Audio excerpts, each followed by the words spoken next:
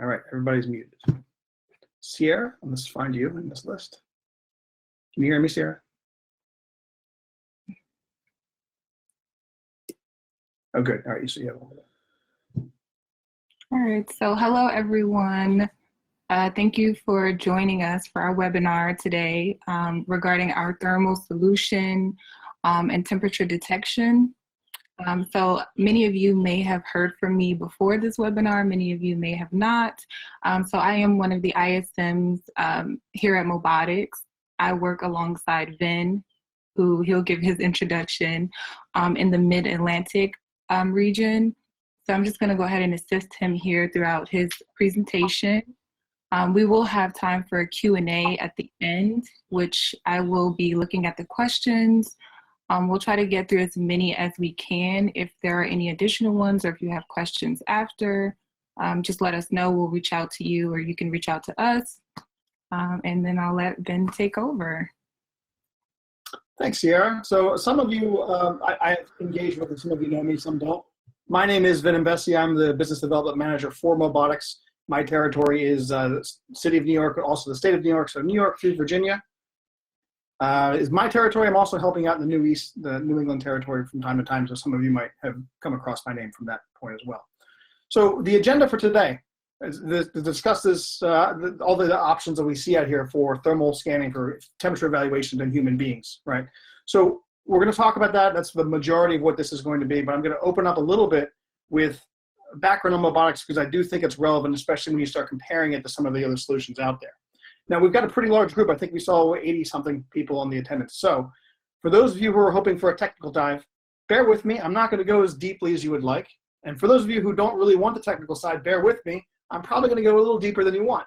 We're going to go somewhere in the middle. And the idea is I'm going to give everybody a good understanding of what this does and doesn't do, what proper deployments look like, and why we do it well. Anything beyond that that I don't cover or you want to explore more, just reach out to me. I'll give you my email address at the end. We'll follow up. We'll tackle whatever questions you have at that time. So again, if you know MOBOTIX, some of this is going to be a little bit of a rehash, but I'm going to go through this fairly quickly to get to the stuff that everybody wants to talk about. So the first thing to know about MOBOTIX, what makes us different than a lot of manufacturers is we are actually German-made, but not only German-made, but we control everything in our product. So this is our facility in Langmiel, Germany. All research, all manufacturing, all software development, all firmware development, quality control, camera assembly, everything is done at my headquarters in Germany by MOBOTIX. We control everything from soup to nuts. We're doing everything ourselves. Nothing is OEM'd, nothing is shared. Nothing specifically is coming from China, because that's kind of has been problematic in certain areas. Our chipset is Japanese. Most of the components in our products are from Europe and Germany itself. So on the hardware component side, we're able to put these top quality builds together that have given us a lot of popularity throughout the world. And this is what we're using for both visible light cameras and thermal cameras. We are a lot larger than you think we are. So I know most of the people here almost exclusively are going to be from North America. And if this were a smaller group, I would start to ask you, who knows anything about MOBOTIX, right? Some of you do and some of you don't. We've kind of flown under the radar here a bit in North America, but it's important to know that we're probably a lot larger than you think we are. We're headquartered, again, in Germany. Everything is obviously made there, as I said. We are enormously popular in Europe. We are very much a top-tier name brand manufacturer on the streets, name recognition. We're right up there with Axis Communications. Same thing with some of the other parts of the world. Over here, we still have a very strong following. Our product is the same. The people that know us recognize what the values that we bring and how different we are from everybody else in the market. But you might not see as many advertisements as some of our competitors out there because we're not as visible. But I don't want you to think that we're some obscure product. We're not. Globally, we are a major producer and manufacturer of high-end surveillance equipment for the world for a variety of purposes. Locally, this is my headquarters in New York City. This is the headquarters for North and South America. Currently it's shuttered, but it's still there. So we have that running. I have a warehouse in Kentucky, so I do ship equipment from my warehouse in Kentucky locally. So that's who we are. And again, we're not diving deep into some of this stuff, but let's talk about some of the background, some of the things that make us different. MOBOTIX is exceptionally strong with cybersecurity, both on the hardware side, because I told you we control all of our components and our electronics, and that we control our firmware because we develop it ourselves. But bottom line is I can essentially give you a growing list of accolades, awards, and features that demonstrate and prove that I am very, very strong with cybersecurity features. One of those would be the fact that I can lock down cameras to certain subnets or IP addresses, right? So think of MOBOTIX as not so much a camera company. Think of it as an IT device developed by IT guys. It was adapted for video security, which is very much kind of what we are. So we'll do some things on the IT side that a lot of people, a lot of camera manufacturers wouldn't necessarily think to do, like locking down cameras to subnets, matching it to IP addresses, installing certificates, using encryption on dual way. We can do some things like we will actually let you know, we will do intrusion detection on the camera themselves. So if you can tell the camera, hey camera, if you detect more than 3 login attempts, lock the camera down, send an email alert, and I report the IP address of the device trying to hack into your network. And I usually relate this to a story about Westchester County. So I work really closely with Westchester County Police Department. They use a lot of our cameras for license plate recognition. And they do a really incredible system up there. When people were still driving, they were capturing 7 to 8 million plates a week in their audit system. So they're using MOBOTIX cameras for this. They've got their list of plates that they can run for crimes and other database checks. He's Lieutenant Hess over there. He's showing his buddy from a neighboring county his list of stolen cars just for fun, just to show the feature set of the system. And his lieutenant, I don't know if he's a lieutenant or a captain, made fun of him and said, I didn't know you had such a stolen car problem in Westchester County. And he spun it on him, immediately said, no, you have the same problem. You just don't know because you're not looking for it. That's kind of how you can look at this. Our cameras are by default doing automatic intrusion detection. If you have many other cameras in the market, you're not going to know that someone's trying to attack your network.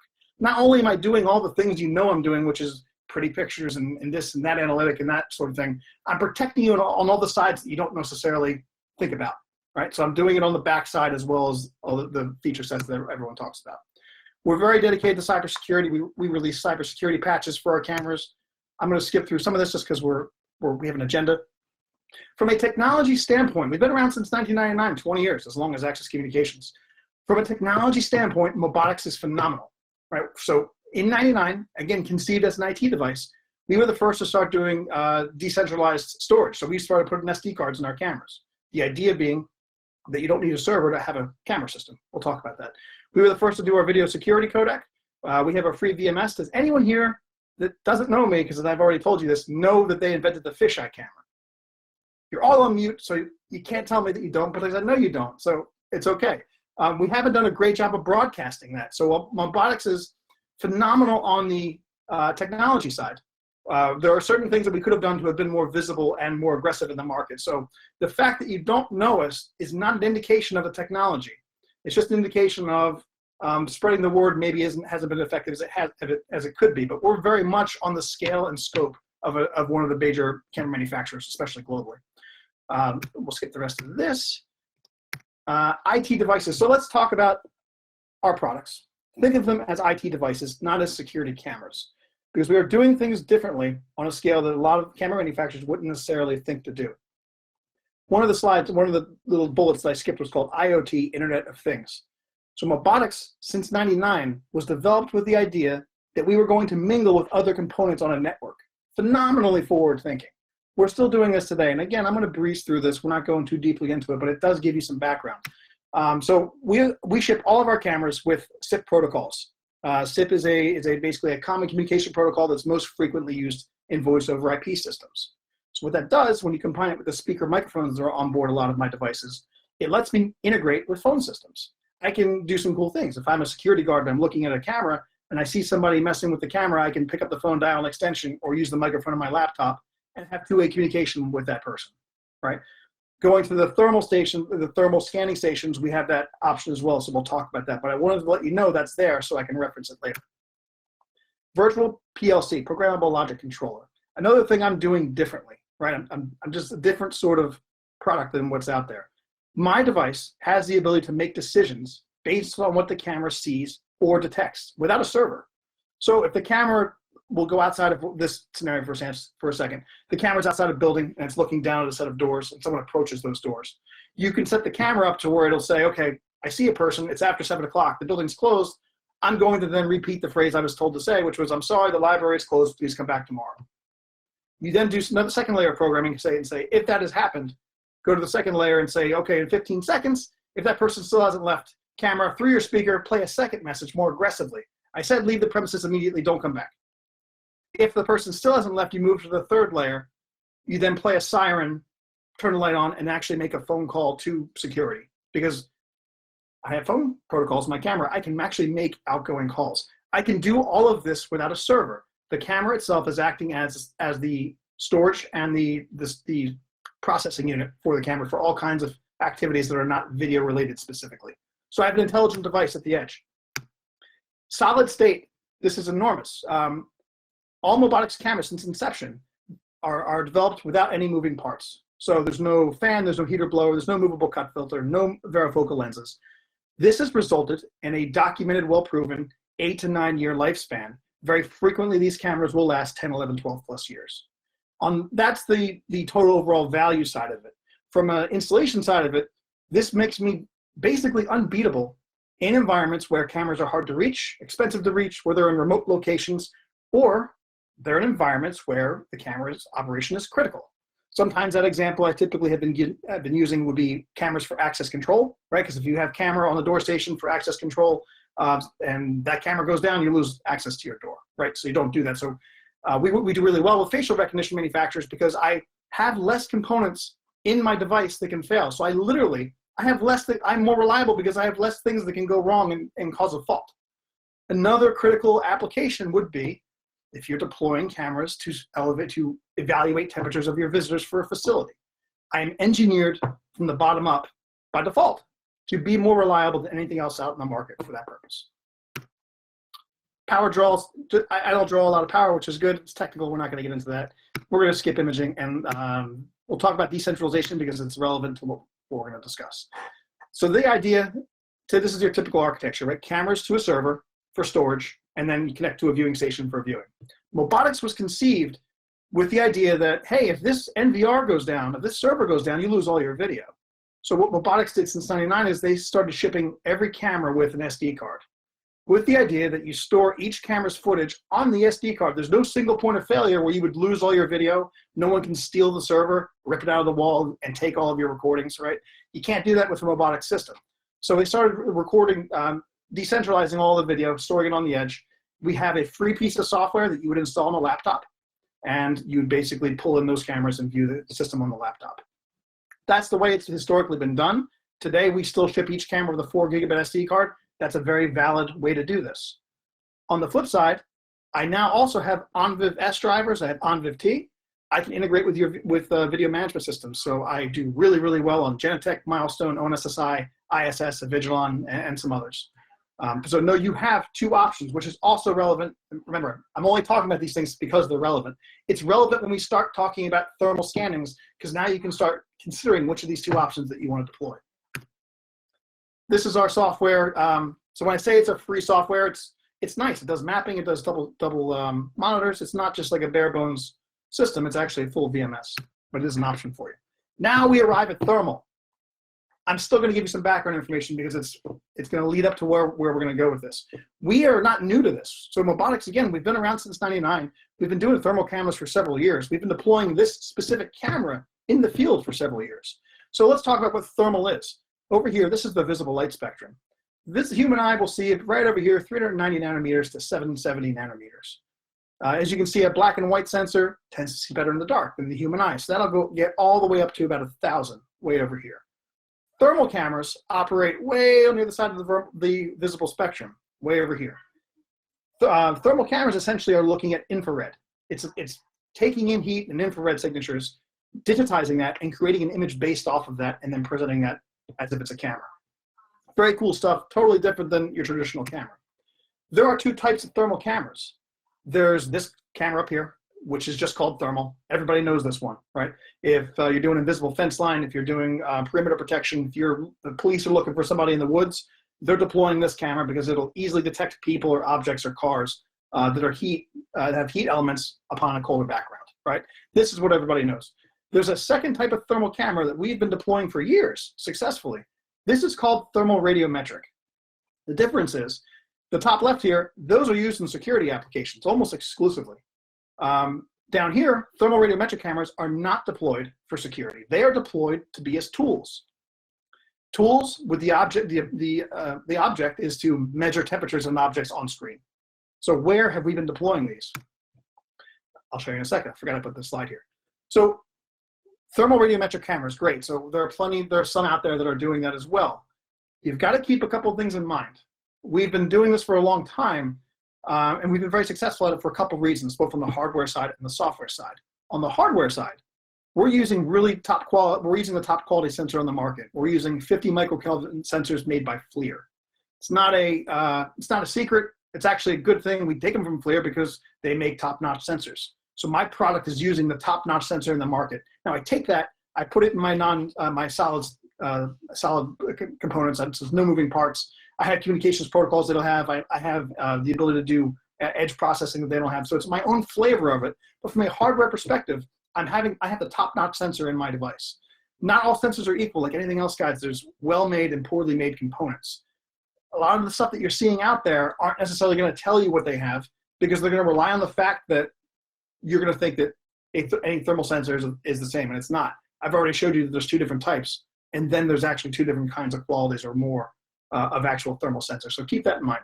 So on the hardware side, we have a top build. On the software side, and we're not diving too deeply and technical into this, but know that because we've been deploying these for years, we've taken steps to tweak the software to allow our software and our camera to more accurately read the information coming into the camera based off the tweaks that we've made.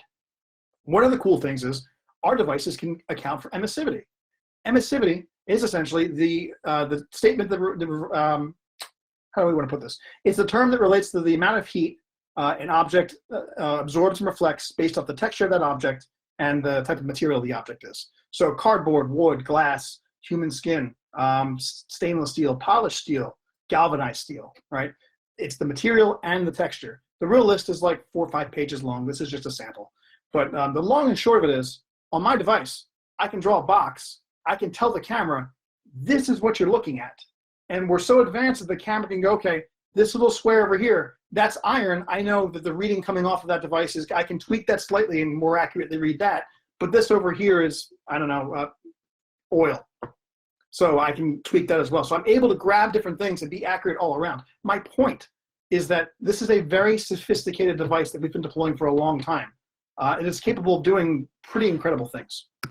Another thing we're doing on the software side, which is technically also hardware side, depending on how you look at it, we can deploy external sensors, thermometers basically. These can be deployed out to where the targets stay mostly. This will provide ambient temperature to the camera, and the camera will make adjustments on the fly based on the information flowing into the camera. So we're doing all these little steps in addition to having the great sensor and the product that I have. I'm making steps on the software side to be able to enhance my ability to actually give you the readings that are out there. So where have we been putting these? Production lines, circuitry. My counterpart in Florida did a great job talking to a carpet manufacturer, monitoring carpet coming off a line, because evidently if that carpet is wet, there's a problem. So they deployed these cameras, again, as a tool to be able to stop production automatically, address the problem, and let it keep going. We've been monitoring circuitry with these cameras. We can tell you if there's going to be a plant, we can avoid a plant shutdown when the circuit blows. We've been monitoring fire stacks to make sure that flame doesn't start cooling off at pretty long distances, as you can see here. We're very popular with oil and gas. We're very popular with generators. We have been trusted all over the world to operate in environments where these are critical environments our cameras can't afford to go down. I have a pedigree and a global reputation of doing these things. So now I'm bringing that with me into what we're going to talk about next, which is body detection. But from a sophistication standpoint, here on my boxes, I can draw 20 boxes on the screen, give all 20 boxes their own set of thresholds, and then give each of those boxes its own set of triggers based off whatever happens on those thresholds. Triggers, again, phone calls, emails. I can turn lights on. I can put hoses on. I can do all kinds of things. This is the product I'm bringing to the table here. Horses. We actually use these to monitor racehorses for giving birth. Right. So I guess the scenario was a horse's temperature elevates right before it's about to give birth. So instead of stationing somebody in the stable to sit and wait and listen to the horse to make sure that to pull the trigger for when all the nurses need to come out, they just put the camera up, watched the horse. When the horse got warm, triggered an alert, went out there, took care of the horse and the baby horse, foal, whatever a baby horse is. Took care of both. Very last one, okay? We do a lot with this. This is heat detection, fire detection in facilities. Whoops. Just know that, again, where we've been deploying these, this is an instance where I can tell you there's a fire before the smoke hits the first smoke detector in the facility, because our readings are instant. The second there's someone flicks a lighter, we'll know. The second that there's heat, even beginning to bundle up under that trash heap, we're already seeing it through the surface layer. So these are the sorts of things we've been doing with this camera. And now this. I guess we should stop for a second. Sierra, can you still hear me? Am I still connected? I can still hear you.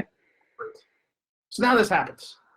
And we're going to speak frankly. So I'm out there and I'm deploying all these cameras in those locations, and the world is shaken up, and you and I and everybody else is trying to figure out what's going on. And I start getting phone calls. Do you do fever detection? Right? And so I'm like, okay, well, this honestly is going to go away because these cameras don't detect coronavirus. Surely they'll stop calling.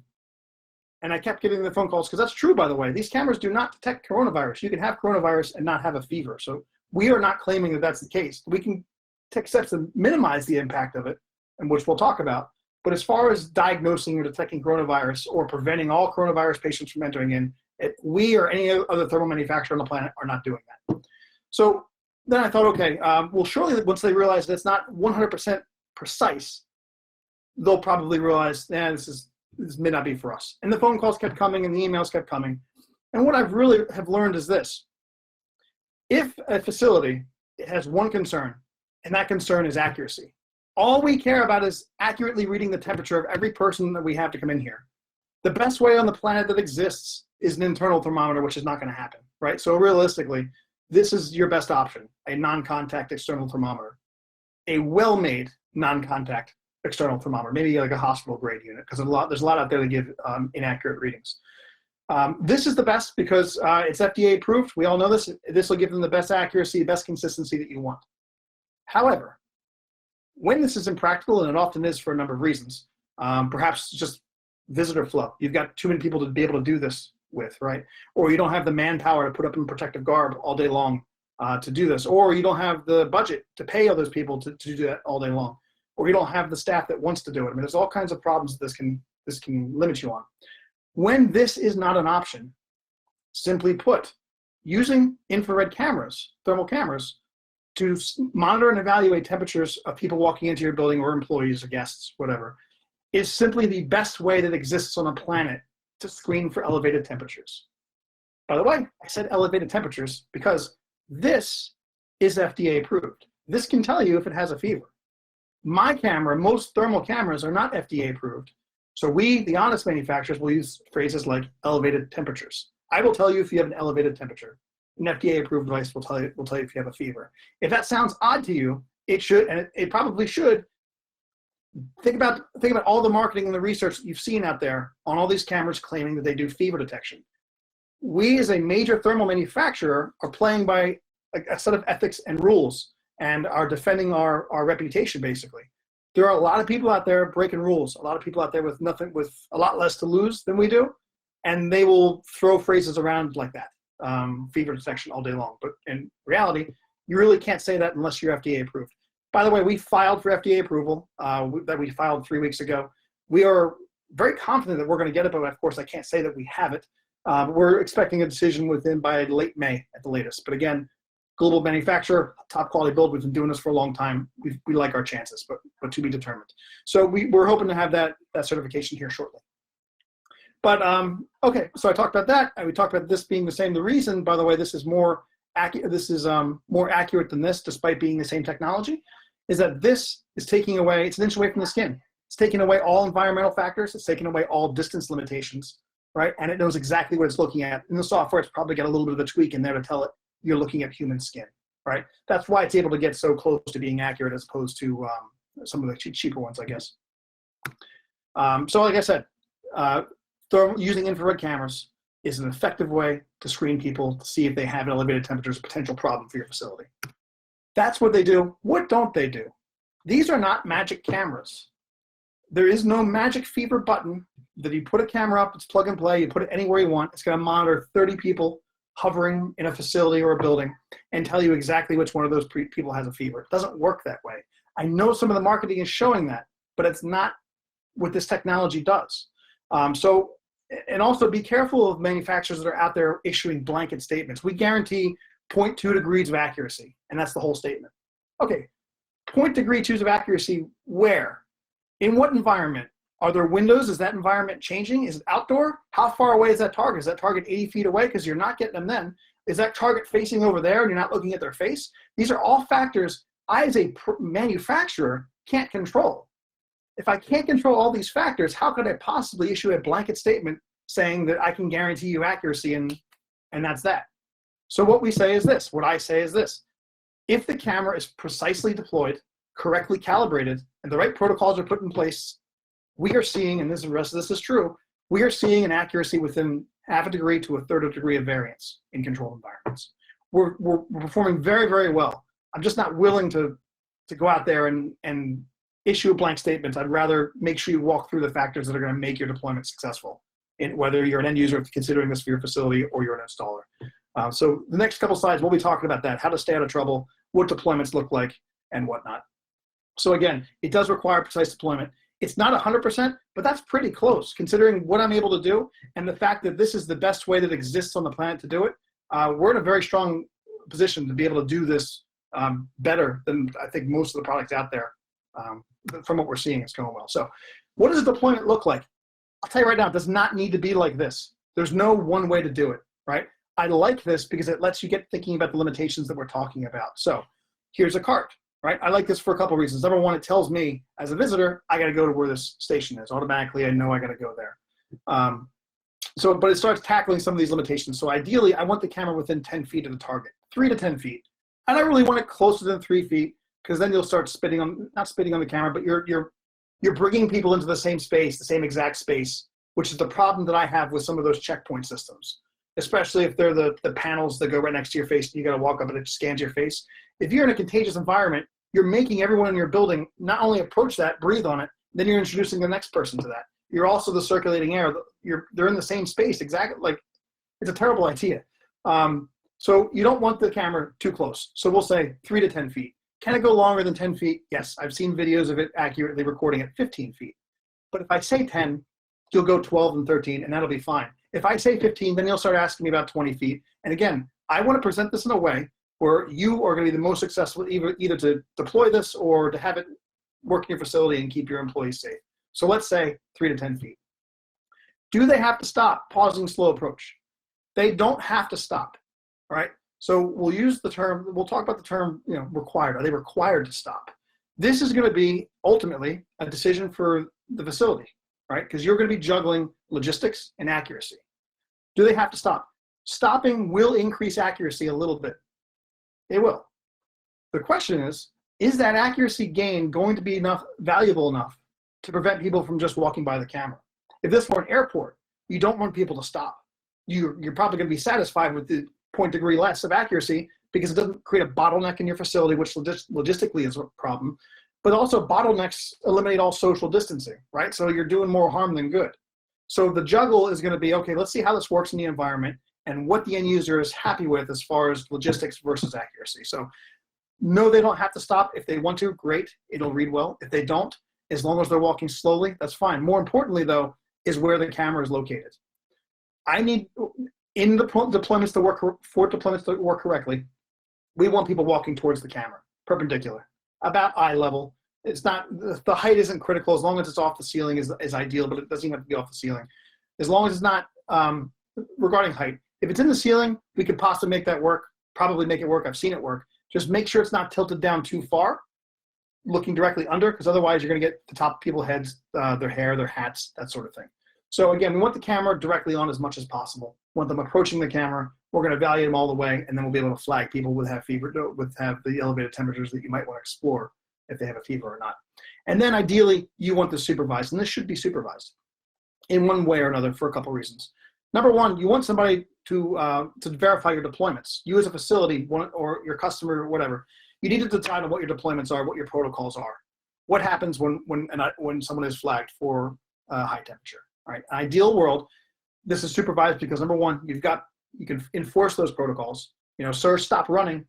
right? Because you could trick the camera. If you put your head down and a hat on and you sprint past this camera, I'm probably not going to get a temperature. So you need somebody there to make sure that these rules are followed. You also need someone to enforce that. So let's beep, the camera beeps and it flags the person that's got a fever. You then pull that person aside immediately because you don't want to pursue that person in your facility. That defeats the purpose. If they've gotten halfway to the elevator or have touched the elevator button or breathed all the air all the way there, you're not maximizing the effort, the effect that something like this can have. You want to stop them from going beyond this point. So you have somebody there. If the facility wants to make sure that they're really covering themselves, that same person that's supervising in their pocket has a well-made FDA-approved thermometer. Because again, my device as of today is not going to tell them they have a fever. But when you pull that device out, right, my device will say, hey, check this person. You pull that out, you scan them. That now tells you they've got a documented fever. Now you can ask that person to leave. Now you've got real grounds, proven grounds, I guess a lawyer would say, to escort that person out of the building. So think about those sorts of things. But supervised, one way or another, is a good thing. I have this out there because it's a note on false advertisements. So I saw this was emailed to me. I blocked out the manufacturer. I don't want to talk about who the manufacturer is, but here's a deployment where you, looking at this, go, oh, cool. They can pull temperatures off people as they go. Number one, they're not. There's no way. I don't even see any faces. What am I pulling temperatures off? Their neck? It doesn't work that way. This doesn't work. There's a lot of fake advertisement like this out there, guys. Images that are supposed to give you an impression, and then you move on thinking it works that way. There's no scenario that I can think of for you to ever deploy a thermal camera with this field of view. There'd be no reason to do it. But what they're doing is they're trying to get you to assume that it's capturing images like this or temperatures like this, when in reality it's not. So there's a lot of this out there. Keep your eyes open. Some of it's being flagged. Fortunately, some of it's being flagged. Other times it flies under the radar. But I saw this. I wanted to grab it and show it to you to keep an eye out. All right, so we talked about the deployments. We know it's got to be within 3 to 10 feet. We know that they don't have to stop. They can breeze on through. We want the camera facing directly. We want it supervised. Another component to this system is called a black body radiator. A black body radiator is a device that emits heat and radiates heat at exactly a precise temperature. This runs in the background, and the camera sees this, and so you set this thing for 107.2 degrees. So the camera sees this, you draw a box, and you say, camera, this is exactly 107.2 degrees. And the camera uses this to calibrate it, to make automatic calibrations based if the room changes. So in an ideal world, you would have one of these black body radiators in every location. What we are seeing is there's some discrepancy over whether these are required or whether they're not required. So once again, let's go back to what we said about juggling logistics and accuracy. There's no doubt that having one of these makes the camera more accurate. It keeps the camera more calibrated. If that's all they're concerned about, great. Go out and acquire these. They're a little problematic because they're expensive, but if you have the room and the budget, put them in the back of every camera and know that you are in the highest tier possible to be as precise as possible in every readings when people are walking by this. And if your facility is a major facility, this is probably a good idea, like an airport. Definitely do that. The debate, though, is whether this is required in controlled environments. If it's not controlled, if this is near an entrance, or if this is outside, which is not a good idea, I would say absolutely required. But in a controlled environment, is it required? It's going to be up to the end user of the facility and a proof of concept. And it's going to boil down to the same thing. What is the reading I'm getting without it, and is that accurate enough? Is 0.4 enough? Is 0.5 degrees enough to warrant not having one of these in the background? Sometimes it is, and sometimes it isn't. It's up to you and the facility to decide. If you want to be more precise, then deploy one of these. The offerings that I have, a lot of my cameras have 2 sensors, an HD image and a thermal image side by side. So we're going to present you with both. We're going to talk about that in a moment. What happened was we're a European company, phenomenally popular over in Europe. And what happened? We're Americans. We're sitting here, we're reading the news. Italy got hit really, really hard. Germany got hit. There's a couple other areas in the world that MOBOTIX is popular, and they all get hit. And what happened was, before we Americans were really concerned about putting these in our facilities, they gobbled up all our cameras, all of our stock. So by the time we got around to actually placing POs and after the trainings and the first meetings, all of our cameras were on back order. So the first thing to ask me is, okay, well, tell me where these are deployed. I can kind of do that, but here's the problem. We waited so long for them to come in. A lot of them are going in now, but they're not finished. And the ones that are in are at hospitals, are at sensitive facilities, some government, some police departments. They don't want to be used as a reference. One reference that I do have is San Juan Airport, who has provided us with some documentation and some video. I think I played this. Yep. So here you go. You see this breaks all my rules, right? Ceiling mounted. People are walking under there, which I said was fine. But even ceiling mounted, looking down on people, with the note, by the way, is not looking straight down because that would get their hair. It's looking ahead. But even ceiling mounted with that volume of people streaming through, we have been in there for over a month. We're recording about a half a degree or less of accuracy. They're very, very happy with us. They scan every single person that comes through their door with our device with us. I guess there's one per choke point. My counterpart can provide more information on that. But here's where I'm doing really well right now. I've gotten into a couple other airports. They're not really interested in sharing this with us, but I have this for now. Currently, though, we are seeing interest all over because I really do think this is going to stay with us. Just do some news searches. You'll see stuff like this that comes up. I mean, I don't have to go into this. You know what's going on out there. But interesting. So I saw this temperature checks at Disney World about opening after coronavirus, which is a phase we're going to approach in a couple months when things actually start opening up. These cameras now mostly are being deployed at law offices and hospitals and hotels, food supermarkets, food factory plants, places that are still very much in operation. Very shortly, with 60 days probably, everyone else is going to open up, and now they're going to enter the fray. And you're going to see things like this. Disney World's going to start putting temperature checks. After what we just described, I know sitting here, and I know exactly what he means. He definitely doesn't mean non-contact thermometers. He means infrared cameras scanning visitors.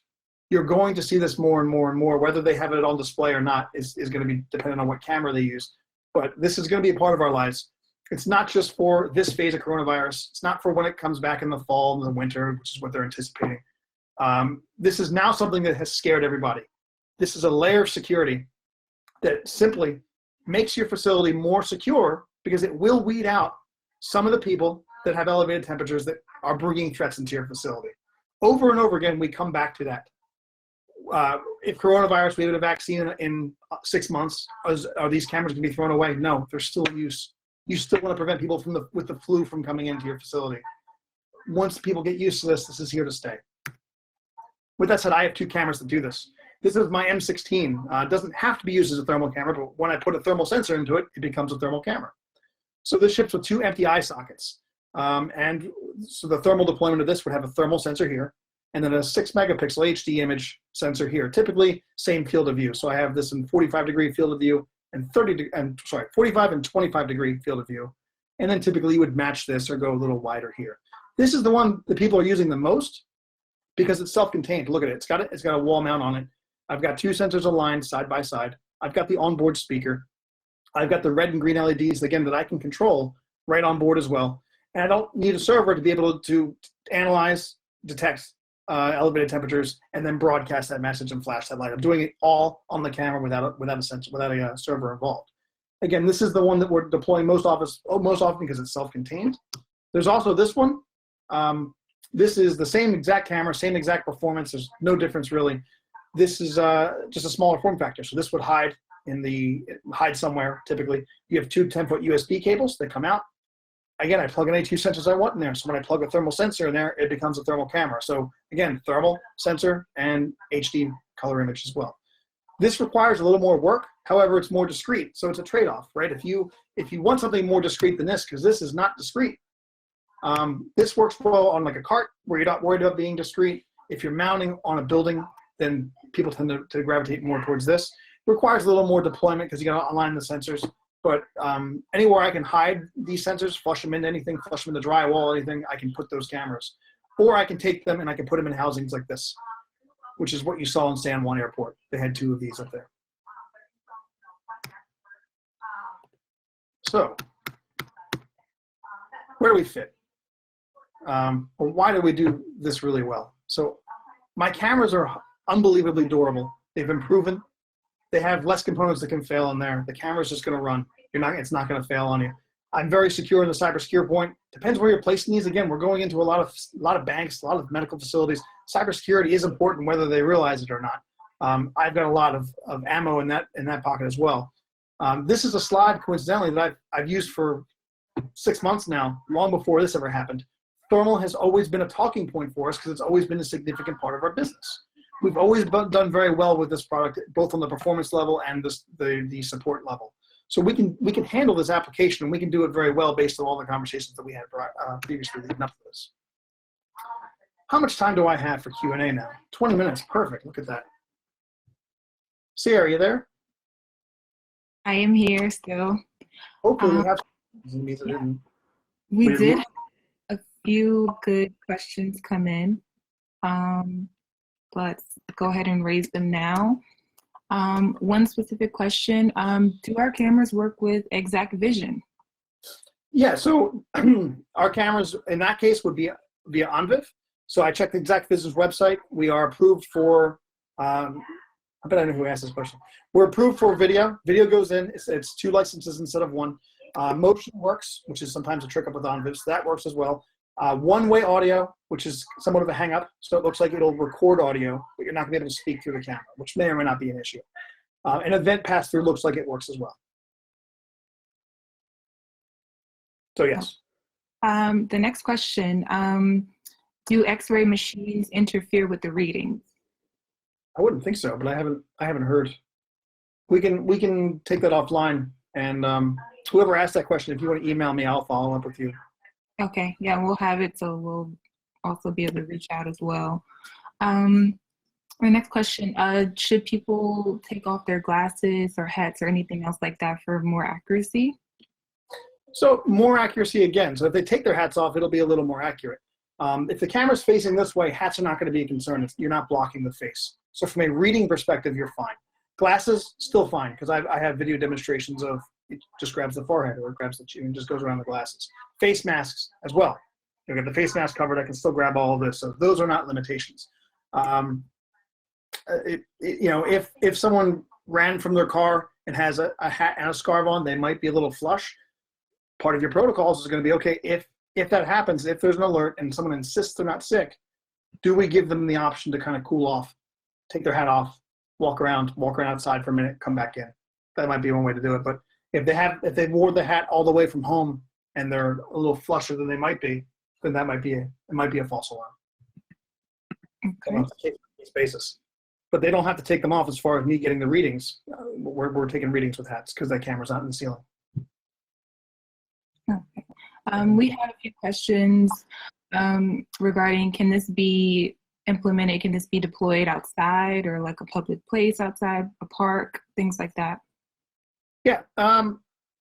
Yes and no. So this is kind of the wild, wild west right now with this. So we had dabbled in temperature detection. I have a video I found from 2017 in an airport. The guy used a heat lamp and then they walked by and you can see exactly who had the fever, right? So we dabbled in this. We've always known that we were capable of doing it, but there was no market for it. No one wanted to buy it. No one wanted to talk to us about it. So we didn't do any of the testing that you might think that we have. So outdoor deployments, I don't feel good about it. I do feel better about it if you start eliminating some of the factors. So if it's a sheltered outdoor place, right? If it's just out in the parking lot, you got rain, you got snow, you've got rainwater sitting on the skin, you've got people bundled up that are not going to be as bundled up inside. There's just way too many factors that are in that I'm comfortable with. If you do want to try it, you're welcome to try it. You've got to deploy a back body radiator for sure. That's also going to be a problem. Or you're going to locate that thing outdoors. So if you want to try it, yes, you're going to have more success if you start eliminating some of those factors like wind, or if it's sheltered and you can knock out snow and rain, that sort of thing. So if you're able to control some of those environments, and again, you definitely deploy a back body radiator, I imagine you could get this pretty close, but only under those circumstances. I wouldn't chance it just out in the open. Okay. This mine or anybody else's, by the way. I'm not talking about just MOBOTIX. I'm talking about the technology is all the same, right? So it's not, there's not any product out there that's doing anything differently. We've got it's the same sort of component doing the same sorts of readings. And I know what those limitations are. So I mean, again, I can't recommend it with any degree of accuracy. Although I have seen cute little video clips of it done, even with MOBOTIX, it's always outdoor when the sun's out. And that's just not enough evidence for me. Okay. What does the built-in temperature sensor do different than the external option? It grabs the temperature from the further out in the room where the target is. So it's providing ambient room temperature away from the camera as opposed to temperature gauge at the camera. Okay. Now, does the M16 standard camera require different firmware when replacing the color or black and white sensor with an infrared sensor? Require different firmware. So is this a question, maybe you have an M16 and you're thinking about just buying the sensor for it? Typically, when the M16, you would order the camera with the sensor not hardware, already mounted to the camera itself. So the part number one would be the camera with the thermal sensor. Part number two is just that second eye socket. That does have a slight firmware tweak to give you more options when that thermal sensor is plugged in. But otherwise, the camera itself is still an M16. But when you order it, you're typically going to go with the M16 that comes with the sensor in already. So you're not doing any firmware tweaks at that point. You're just adding or subtracting a second lens, and then there's no firmware changes at that point. What is the current lead time as of today? As of today, you actually can probably answer that better than I can. Yeah. So as of right now, we have a lead time of about 6 to 8 weeks. So yeah, 6 to 8 weeks. What we are able to do in some cases, depending on quantity, guys, is maybe get one out to you. So that seems to do a lot with this. A lot we're running into is, look, can I just get one? Sometimes we can work, and if we have an opening, prioritize some of those to get them out the door, because we want people to be able to get at least one into their buildings to make sure this is the way they want to go. So I would say, when you're ready to do that, reach out to me. We'll see what the ETA is, and then we'll have a discussion on whether that's possible or what degree that's possible. I can't promise that it'll happen, but I'm saying it's a possibility. So the first thing to do would be to place the PO, let us know, because at that point, I need to be able to reference what I'm talking about. I can't just say, hey, can you expedite something? I got to have a number in my hand to be able to say, this is what I need to get out the door. But we'll work with you. We'll do the best we can under the circumstances. Okay. We also received a question about receiving this presentation afterwards. Yeah, we have it recorded. We can distribute it, I think, right? Yeah, so we should have a link to it available. You'll receive it in an email tomorrow. All right. We have another question here. Would it be possible to directly connect a MOBOTIX thermal camera to an access control door to automatically look when a person with an elevated temperature is detected? Yes, that's going to issue a bunch of challenges. It can be done. Where I would start with that question would be your access control company. Okay. Because we're going to start looking at compatibility and that sort of thing. We're exploring that now with a couple different manufacturers, access control manufacturers. So I know that that's a discussion right now. We're doing all different kinds of stuff. But that's stage one. Ask them, because we want to know what they require from us to do it, right? Certain frame rates and certain APIs, that sort of thing. So what you would need would be a discussion between MOBOTIX and whoever that access control manufacturer is, and then we can start to saying whether that's actually possible. In theory, it will be. Okay. Now we have a question here. Do you utilize these successfully in nursing homes and adult living centers? And how are you able to get accurate readings from guests with enough time to get acclimated to the surrounding temperatures? Well, yes, we are able to do these at living facilities. I mean, yeah, they're one of the areas of concern, right? So they're some of the ones reaching out. As far as acclimated, it's going to be, you can do a couple different things. Ideally, you want that station away from double bay doors anyway, because you don't want all that environment change. But if your station is close to one of those doors, and you're finding that everyone's coming in and they haven't, let's say they're all warm, I guess, right? They're all warm because it's warm outside. Let's say it's cold. Let's say this is December and they're all coming in cold. You can actually go and just tweak your camera and say, okay, everyone's coming in cold because they're all coming in from the same place. They're all coming in from outside. I can lower my threshold a little bit. It'll compensate from that. You know what I mean? So you can do small tweaks like that, even if you do it seasonally or you recalibrate it seasonally. Those are some of the steps that you would do to help differentiate that factor. All right. Can the software run on a basic desktop sitting at basically like a front station, like a security desk, like that? Yeah, it's not a heavy piece of software. You can actually Google it, MOBOTIX MXMC, and it'll come up. Right. And also, do you know off the top of your head, we have a question regarding what is the MSRP for the M16 with all the options to read the body temperature? So basically, our thermal units. Yep, M16 with a thermal sensor, with a second 6-megapixel sensor thrown in there, and then the GPS box for grid measuring, or one of those boxes, $6,300 MSRP. Perfect. A little more for the S16 because there's more components, but not much more. Okay. Is there any calibration protocol with the cameras of the S16? So there are calibration protocols. We have recommendations for that, and we have a pre-configuration file that will help guide you for those calibration settings. But there's no tool itself, but we do have ways to help guide you in that. Okay. It looks like, so that, to clarify too, it's when you don't have both cameras on the same cage. I'm not sure I understand the question. On the same cage. Yeah. So maybe we'll follow up. On that. We'll walk through it. Yeah. So in a controlled screening area with a stable ambient temperature, how accurate is the camera in a 10-degree span? In a 10-degree span? Mm-hmm. In a controlled environment, even without a black body radiator, we're easily within 1 degree. But we're seeing when it's properly calibrated and deployed, generally half a degree. Half a degree or 0.3 of actual readings. Okay. We have a question. They want to know, will the camera read and display the temperature of the individual on the screen as people walk slowly or stop for a few seconds in front of the screen?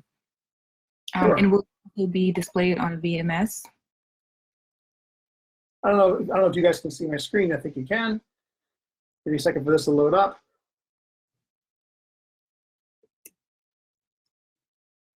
It'll look something like this. Oops. So it grabs this person here, temperatures at the top there, and then move on. And you got the color image over here, and you've got the thermal image on this side.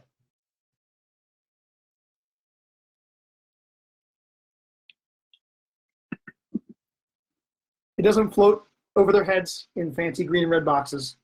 The Germans aren't the flashiest software developers, but their stuff tends to be pretty effective. Okay.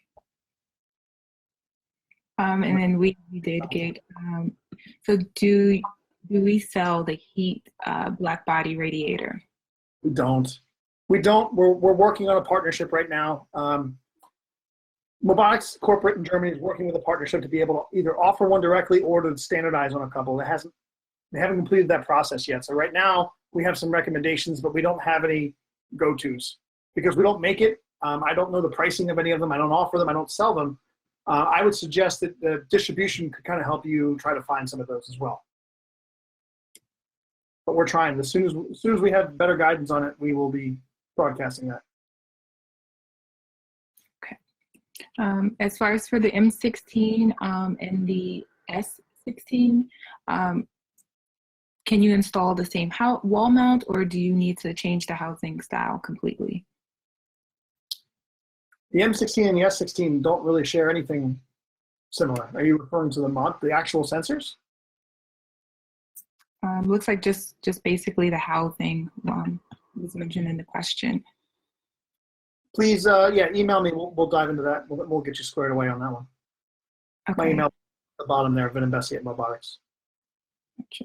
Now, does the temperature also display in Fahrenheit? Yes, completely. Yeah, a lot of those videos are European, so you would flip it to Fahrenheit. Okay. And last question, will any black box work?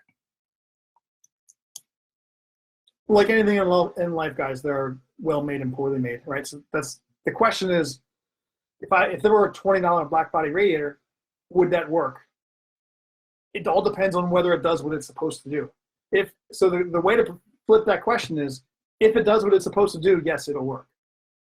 If it does what it's supposed to do and doesn't burn out after a week, yes, it'll work, right? So you're going to be evaluating whether these things actually do what they tell you it's going to do. because they range quite. There's a big range of there, both in quality and pricing as well.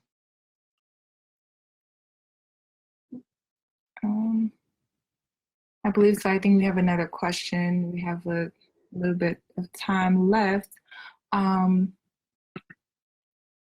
Let's wonder if we could do this as a week here, unless you have another question typed up. Why don't we have people raise hands and then you unmute them? And for those, just for the last couple minutes, we'll just take Q&A directly. Could we do that? You want me to do it? Yes. Okay, so let's. I'll go ahead and mute myself here. Oh, we didn't want to unmute all. Okay, so I guess raise your hands and then I'll unmute you and then you can fire away. Try to stump me or trick me, or maybe just insult me for some reason. Harvey. All right, give me a second here.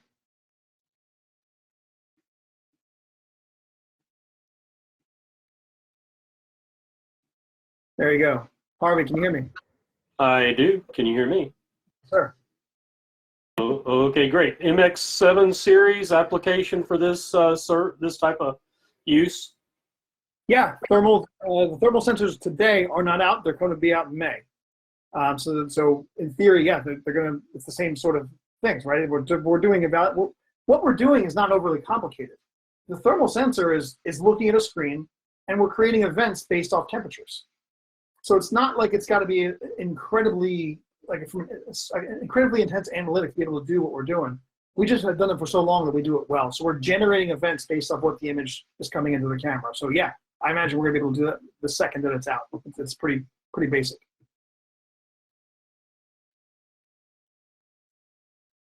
Good. All right. A couple. All right, James Page, you're right there. Let's do it. You actually already answered mine. Sorry. Oh, no worries. Back you go. Joe Maroli. Yes, sir. Or maybe it's this one. No? Joe, you want audio? All right, we'll see if Joe comes back. Let's go to Catherine King. Oops, that's the wrong person.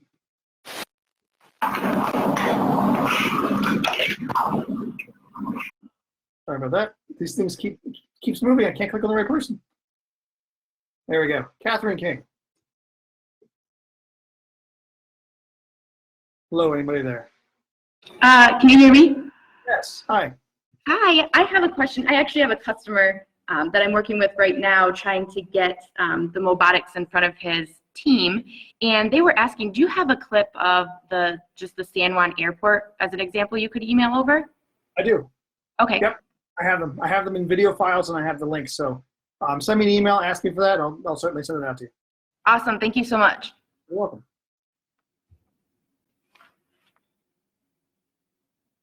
All right, let's go to Mark Ney. Yes, sir.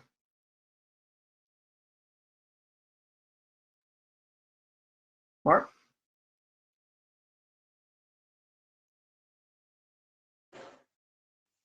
Mark, you there? Okay.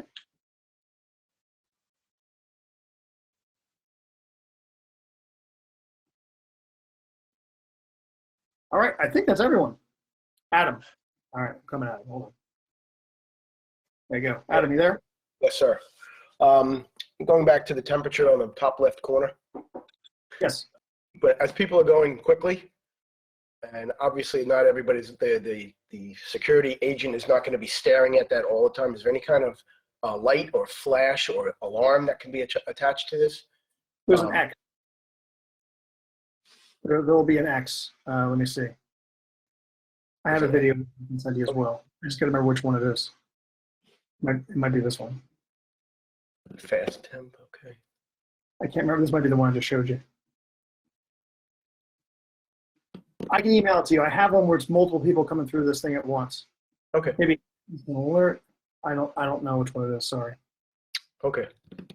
But yeah, you would see the X. It would have two people next to each other. You would see two X's, so you would know which reading is on which person. No. I understand that. But if the security agent turns his head for a second and he misses somebody. So maybe there could be an audible. Oh yeah, yeah. There could be an audible at my camera side, and there's also an audible on the software side as well. Okay, good. Yeah, it could be. I can turn the screen red. I can play a sound through the speakers. If you wanted to be ridiculous, I could do like a strobe, a horn strobe, but you wouldn't. Just get your attention to say, "Hey, stop! You got to stop." Yes. Okay. We can do any combination. We can do any combination of those two sorts of items that you want, both of the camera side and the operator side. All right, fantastic. Thank you. You're welcome. Hey, Anthony, how's it going? Are you there? Can you hear me, Ben? Sure. Hey, how are you? Question, the M16, I know it's a wall mount. Can that also be flipped around to hit the ceiling, or do I got to get the S? Yeah, no, there's actually a small adapter plate, no problem. Great. We ceiling mount these. Remember, we use these for all kinds of applications. So yes, of course, there is a ceiling mount, and of course, we do that. Excellent. Thank you. Yep. All righty. I believe that's everybody. Nope, missed this one. All right, Rob, are you there? Yes, sir. Can you hear me? Yes, sir. Great presentation. Thank you for your time. You mentioned there's a baseline configuration file available for the thermal cameras. Is that Yes. available on your website, or where do we find that? I think it is somewhere, but I don't know that it's very overt. So send me an email. I'll make sure you get it. What is included in that configuration? So, something like ambient room temperatures, that sort of thing. It's basically a series of settings on the thermal side itself that it's going to tweak. Perfect. Thank you very much. Sure.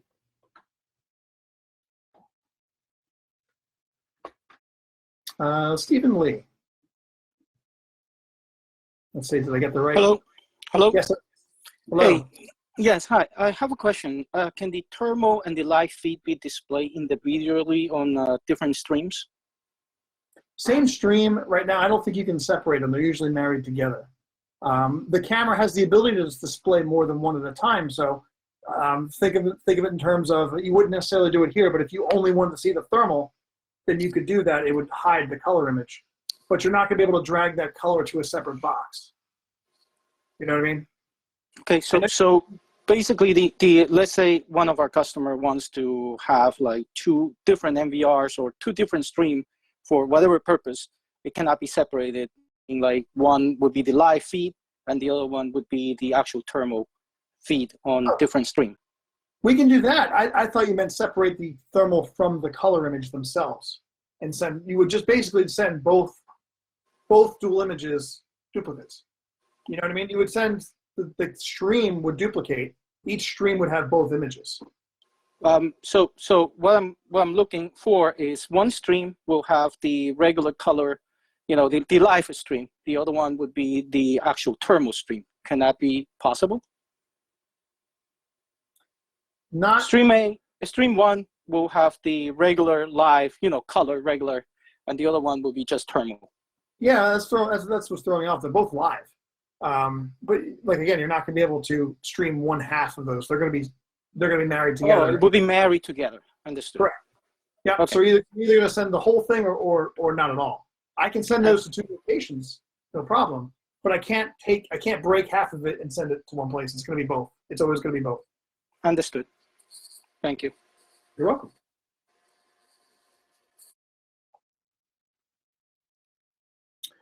Mark, I'm going to give you one more shot to see if you're there. It looks like you're not. Okay, cool. Eugene, here we go. Unmuted. Hello, Eugene. Muted. Unmuted. Eugene, you there? Hello.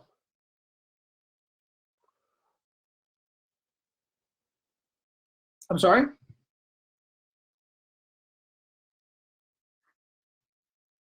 I'm sorry. There's a lot of distortion on your side. I can't quite hear what you're saying. Can you send me an email? Oh, in Canada, yes, our products are available in Canada. Yes. Sierra, which distributors are we using in Canada? I know Gray Bar is one of them, but I don't know who else is. Anixter, I would think, right? Yes, we have quite a few. We can provide a few options. We can send that over. So yeah, there are distributors that have our products for Canada. All right. I believe that's everybody. Muted. All right. If for some reason I'm missing somebody, but I don't think that I am. One last look. I got it. All right, everybody. Thank you so much for joining. This is going to be available. It has been recorded. We're going to send that link out. If you need anything from me, email me. I've got stuff on my cloud drive. I can send it to you. Just ask me for it. It's got some files, some images. What else do I have on there? Cut sheets, data sheets, a whole bunch of useful information. Feel free to send me an email. What other questions we didn't cover, let me know. Happy to follow up with you. Sierra, anything to add? No, that's it for me. They'll hear from us shortly. We'll have the link and everything. And thank you for joining us on this webinar. All right, everybody, stay safe out there. Thanks again. Bye-bye.